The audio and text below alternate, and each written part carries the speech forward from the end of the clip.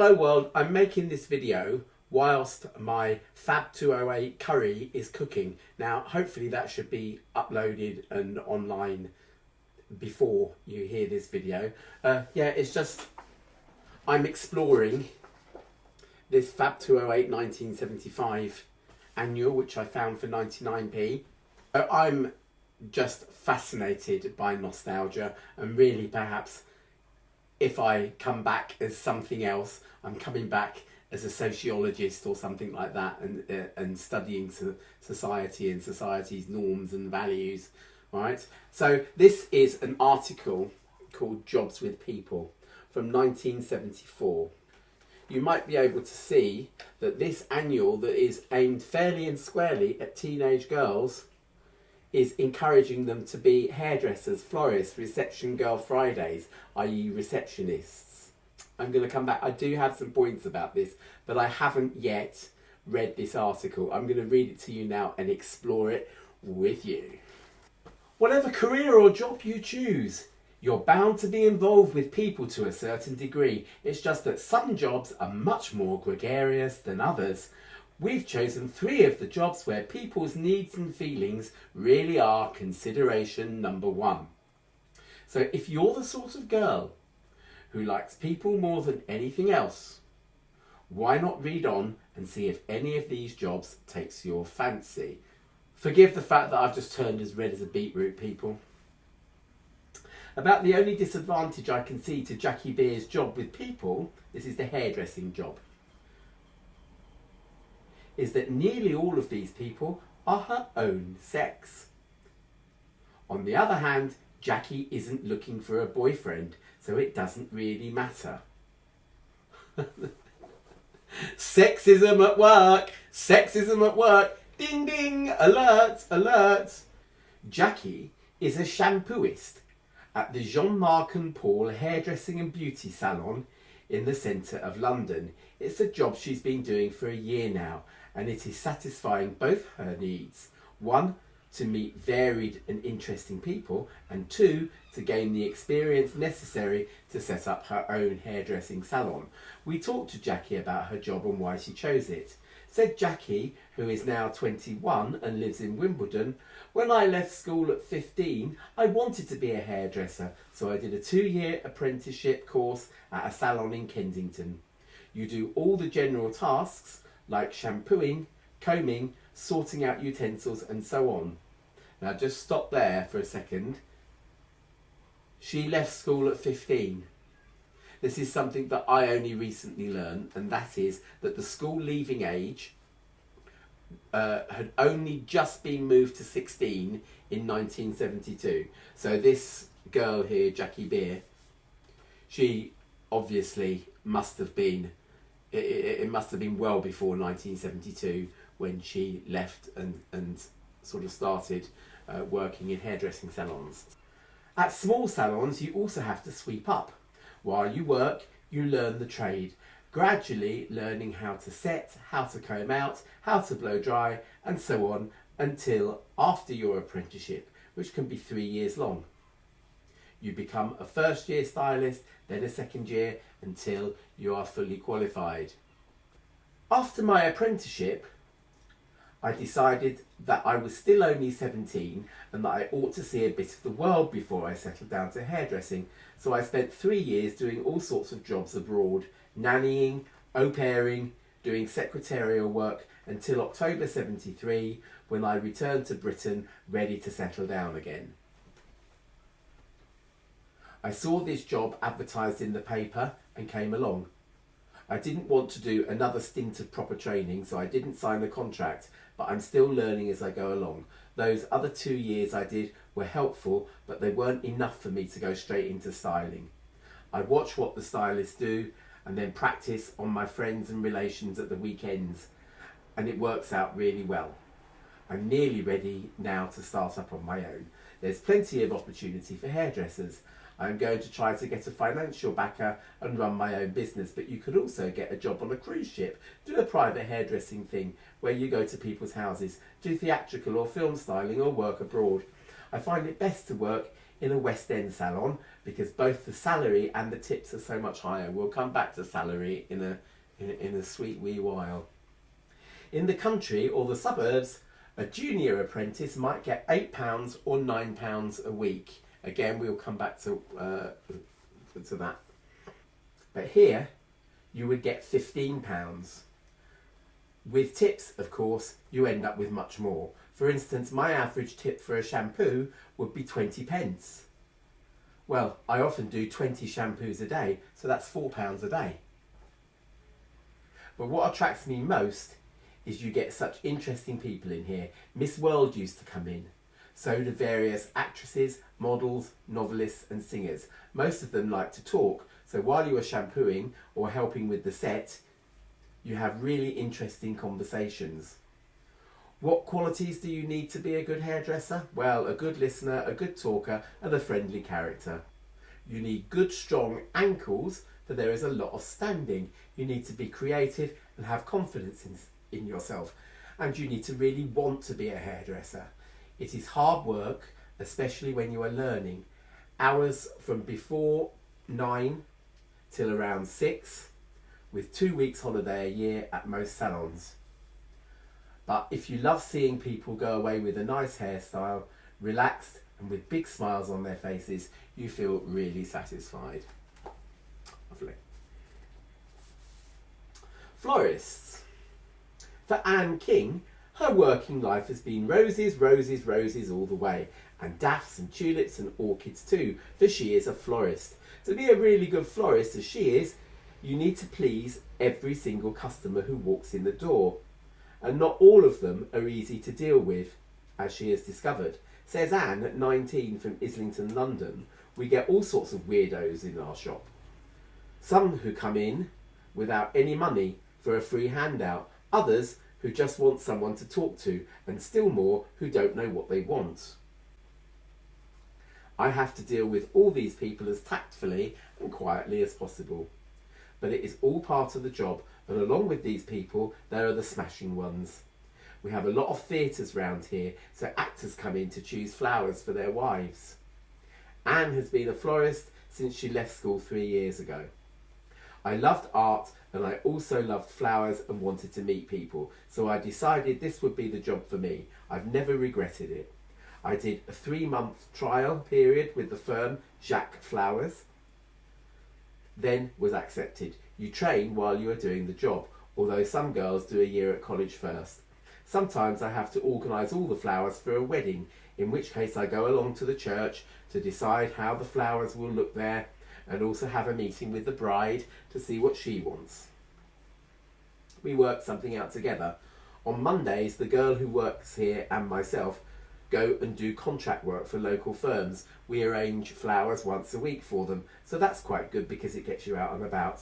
What I like doing best though is creating the bouquets for special people. I always find out whether a bouquet is for a girl's birthday or anniversary, never for a man. Sexism. Ding ding ding ding. What I like best though is creating the bouquets for special people. I always find out whether a bouquet is for a girl's birthday or an anniversary or for any other special occasion, and then I create something I think that person will like. I hate having to rush an arrangement because flowers are all about caring for people, so you should treat them lovingly. You don't need any special training for the job. Either you have the flair or you don't.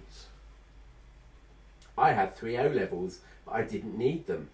In the 3 years I've been here, I've learnt things gradually. Firstly, how to arrange a bouquet properly, then how to do window displays, then wreaths, banquets, dried flowers. The work is very varied. I remember on my first day in the job, I loved it so much I didn't want to go home at the end of the day. The hours I work now are 9 till 6 plus a half day on Saturday. Sometimes we don't have time for a proper lunch break, so we have sandwiches, but I don't mind. I earn £20 a week with extra for overtime, and I get 2 weeks holiday a year. What of the future? Well, I hope to get married next year, but I will still work here. The funny thing is that I just can't decide what flowers I want on my own wedding day. So if you would like to have a job like Anne, all you really need is a love of flowers, a love for customers of all kinds, and a natural artistic flair, which will help you while you are learning to be a florist. It seems that a college training course wouldn't always help you, so why not train while you work? I can. Reception Girl Friday. Michelle Nelkin must be one of the most envied girls in the country, for her job is to deal with some of the most glamorous people in the country, pop stars. Of course, she also deals with a lot of other people during the course of the day, but the company she works for, TBI, does public relations for super pop people like Mud, Gary Glitter, the Glitter Band. The Glitter Band were Gary Glitter's backing group, but without Gary Glitter. So, Sweet, Springfield Revival, and Neil Sedaka. And Michelle is their receptionist come Girl Friday. Says Michelle, who lives in North Finchley, I heard of the job 3 months ago through a girl who also used to work for TBI. I have worked for London Weekend TV before as a secretary to a drama casting director, so I had some knowledge of show business people, and I also knew how to work a switchboard. I came along for an interview, and to my delight, I was taken on. Everyone in the office is so nice and friendly that I knew at once I would like the job.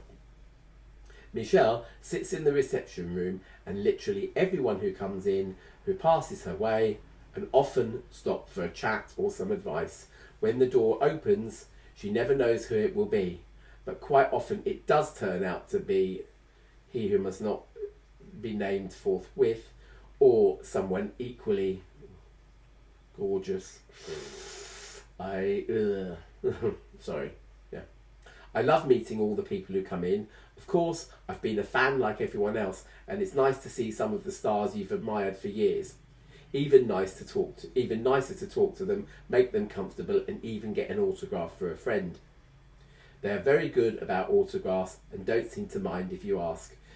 Michelle's tasks consist of anything from typing out the newsletters to the national press, the music papers, and the magazines, making the tea for visitors, showing journalists in, working the switchboard, arranging personal appearances for the stars. So you see, the life is very interesting.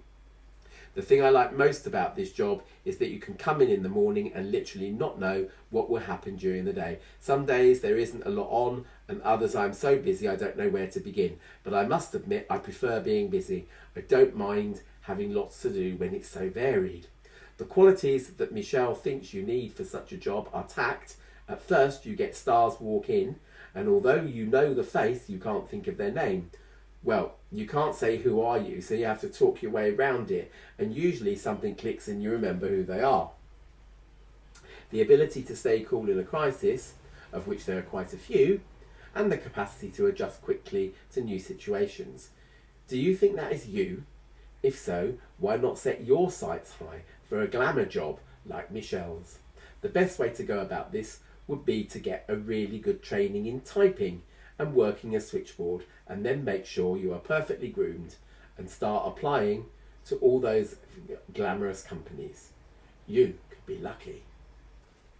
Now, I don't know about you. I mean, I really don't want to belittle any of these professions here. They're great professions, and you know, if you are lucky enough to be successful in any one of those areas, then good luck to you.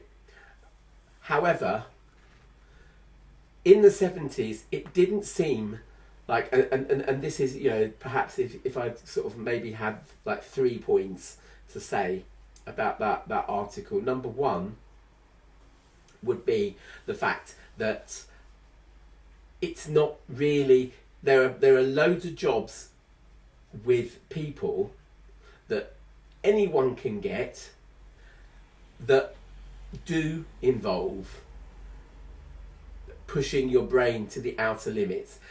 Now, I'm not saying that someone who's, you know, an organised receptionist like Michelle, whatever her face name is, who's, you know, glamour receptionist to the stars, but the whole sort of emphasis here is not go to school, go to college, go to university, get yourself a good education. This is come out of school, do your training, pay your dues, work your way up in the hairdressing salon. I didn't need my 3 O levels, said Anne the florist. 3 O levels is, yes, good on you if you got 3 O levels, but it's not the most challenging thing that you could expect for somebody leaving school. The O level, by the way, is equivalent now to a GCSE. For non-Brits, it's the exams you take when you're 16, right? And 3 O levels is not really seen. And I'm a teacher by profession, and I believe in pushing people to their potential. If 3 O levels is what they can get, then boom, yeah, we'll have a party, and that's fine. But most people can do more. I just think that there is nothing here that is encouraging young girls to educate themselves. And this brings me on to number 2, this whole point of salaries. It seems really bizarre to think that there was always going to be expected a pay gap between women and men. And in fact, a couple of years ago, it came out that the BBC had been paying women less for doing the same jobs as men. And it caused an absolute outrage. Whilst nobody found out about it, people were happy to sort of go along with the system or whatever. As soon as they found out, then people came out, I'm ashamed that I am a man and that I've been earning far more for being a news broadcaster than this lady who is also a news broadcaster and doing the same thing as me. But it went on. And there's been an awful lot of legislation here that have gone on to try and to eliminate that pay gap. If we actually look at the salaries that they say that they're earning, for example, the girl who said that she was earning £20 a week, I think that was it the florist? Yeah, who said that she earned £20 a week plus overtime. Well, in 1972, men in the public sector were going out on strike for £30 a week, which works out at £337 in 2023. That is, per month, about £1,300 a month, maybe just a little bit more than that. In today's climate, whilst that is, you could survive on it, it's not a lot. It's quite a miserable existence, having to eke out every penny. You really are. You're really going to find things difficult on that kind of salary, and therefore you do need another breadwinner, particularly if you've got a young family of kids. You do need another breadwinner. Given that this girl is saying that she earns £20 a week, 2/3 of what a male of her age would be earning. Maybe not in the florist profession, because the gender roles were still very much in. There's no job here that would ever step on a man's toes. Put it that way. It's really not a lot of money, and these women were, being a reception girl Friday for the pop stars, whatever, is actually quite a high flying job. But I can't remember what she said she was earning. I don't think we're told. I don't think we're told. As I say, there is that gender pay gap, whatever. So the third point that I'm trying to make really is that employment in the 1970s was not the rosy-eyed impression that we've been given here. As I say, men on strike, fighting for a decent minimum wage, women not being paid in the same salaries as men, and also the fact that it was such a gender specific environment that we lived in back then. Men went out and built things on building sites, or worked with cars, or mechanics, or whatever, the factory jobs and that sort of thing. If you were a man with exams and qualifications, you went in, you became a lawyer, you became a banker, an accountant, or a doctor, or something like that. The opportunities for women were just not there in the 70s. And again, a man that wanted to be a nurse would have been laughed out of court in 1974, pretty sure. And a man that wanted to be a florist, don't even get me started. And again, there would be all kinds of assumptions made about that person's sexuality. A man that wants to be a hairdresser, that is your absolute typical kind of, all the gay blokes become hairdressers kind of thing. And although homosexuality had become legal in 1967, it was still very much frowned upon. The gay community had an awful lot of hard work. The first Pride March in Britain was in 1972, and it took an awful lot of fighting and hard work. And I do believe that we have come a long way since the 1970s. However, we've got a lot further to go. A lot of the issues regarding employment in the 70s are still issues nowadays. In Britain, we've just, or we're going through, a very severe summer of strikes, and I support them, but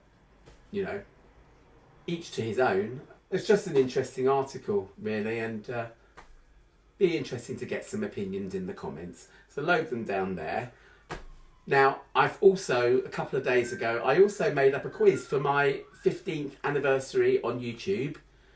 As yet, I need some entries. As of, sitting here on the 24th of June, it's been up for a day now, and it's had no entries. So, if you fancy it, go and give the quiz a look. I'll put another link in the description for my quiz as well. All right? And I do thank you for listening. I'm going to go and see what my curry's like. Remember to like, subscribe, share if you dare, and if you want to, and if you possibly can, consider a thanks by clicking the heart under this video. Thank you very much. Bye.